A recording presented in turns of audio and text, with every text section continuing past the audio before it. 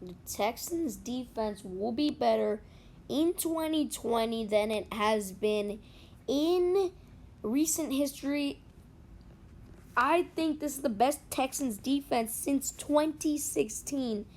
And a big reason, and probably the biggest reason, is Romeo Crennel is gone.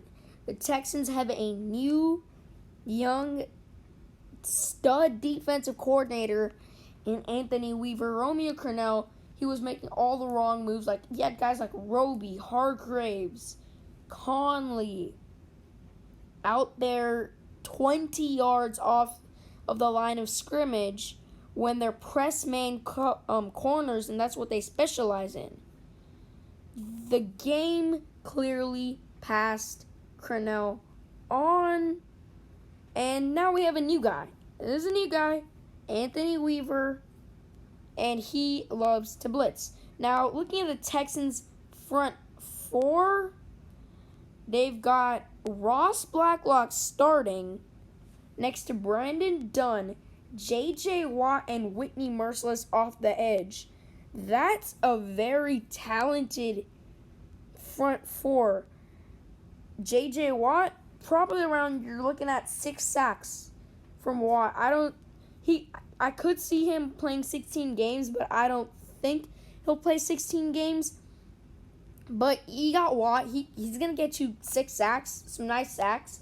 Ross Blacklock, I'm really high on him. I'm looking at about 8 sacks from Blacklock. That's 14 sacks already. Brandon Dunn, he does his job. He's not a pass rusher. He's a run-stuffing, massive defensive tackle, basically a tubby. 2 sacks.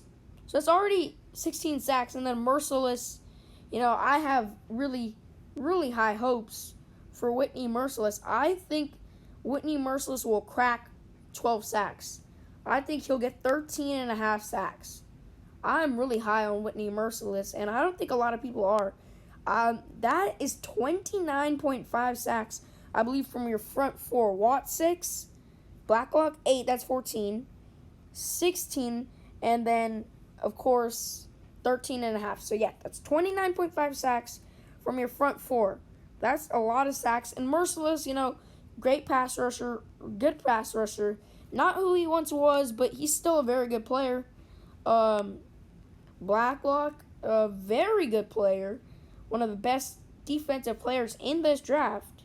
Brendan Dunn, he's a good football player. He's a really good run stopper. He does his job, and he's getting paid cheap. And of course, J.J. Watt, you're looking at about 6 sacks right here. Right here. If he can stay healthy, Watt could be a 12-sack guy. Because Watt is still a very disruptive player. Now, moving on to the linebackers. Of course, you got your 3 linebackers, Cunningham, McKinney, and Brennan Scarlett. Now, I could see Brennan Scarlett's job being taken over by Jacob Martin, but we're going to say Brennan Scarlett keeps his job for now, and McKinney and Cunningham, they're going to, do their job. Cunningham, he's an outstanding linebacker. McKinney's also a pretty good linebacker. The sack numbers, I think you could get about 2 sacks out of McKinney. So that takes the Texans' sack number to, I believe, 31.5. Then you could probably get about 3.5 sacks out of Cunningham, which takes the Texans group to, I believe, if I'm doing the math correctly, that'll be 34 sacks. So far, 34 sacks. So, and they're players that do their job. Cunningham, of course, he's one of the more elite, or one of the best linebackers in football. He can cover, he can run stuff. He's pretty balanced. McKinney, he's pretty much a run stuffing guy, but that's what his job is, and I don't think Weaver will move him from that. And then, of course, Brennan Scarlett could probably not, maybe 1 sack from Scarlett, so that's 35 sacks. And McKinney, he's not a cover guy. Cunningham, he's balanced. He can do both. But my biggest issue with this group is depth. Dylan Cole is a good football player. He's your guy you sub in on third down. But the problem is Dylan Cole is injury prone. Peter Kalambai and Tyrell Adams are special teamers. They do not they're gonna be liabilities in coverage. So that's my biggest problem. I think depth is a pretty big problem in this group. Now moving on, and I love our secondary.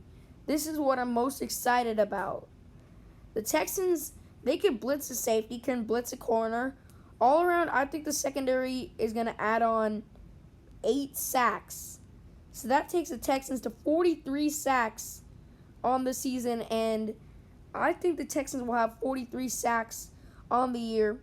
And our corners, Bradley Roby, he's a good corner. Garyon Conley, he's going to get that bust label off of him. Lonnie Johnson, he's going into year 2. He's only going to get better. He's a very good football player. Of course, your depth chart is loaded with John Reed and Keon Crozen and Vernon Hargraves. And of course, your safeties, Justin Reed, one of the best safeties in the league. Better than Tyrann Mathieu. Just putting that out there. And, I mean, the Texans, they only really have one proven safety. A.J. Moore, we've been hearing some good things about him in camp, but is it like that in real life?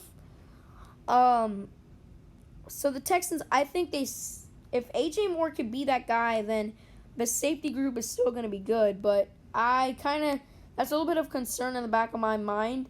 But I think overall this defense is going to improve this season and improve by a lot. I'm not saying that this is going to be the top 5 defense, top 3 defense, the best defense in the league. No. But expect a mediocre defense. Because this defense, maybe besides Justin Reed and Ross Blacklock, and maybe potentially even Whitney Merciless, this defense doesn't really have a star player. Maybe, Cunningham is a star player. Justin Reed and Zach Cunningham are stars, but really nobody else. But the guys on this defense are good players. Although they might not be the Aaron Donalds, Khalil Macks, Myles Garrett's, these guys are good football players, and I expect this defense to be a mediocre defense. I expect them to be, that middle of the pack type of defense, 15th best, 14th best. Their ceiling, I could see them being a top 10 defense because the Texans have the personnel to be a top 10 defense. They've got a bunch of good players like Jacob Martin. They've got J.J. Watt. Of course, he's a good player. Whitney Merciless, Ross Blacklock, Justin Reed. So they got some talent on this defense. So I expect them to be a mediocre defense, but I could definitely see them being top 10. But yeah, that's pretty much it for my video. See you guys in my next video.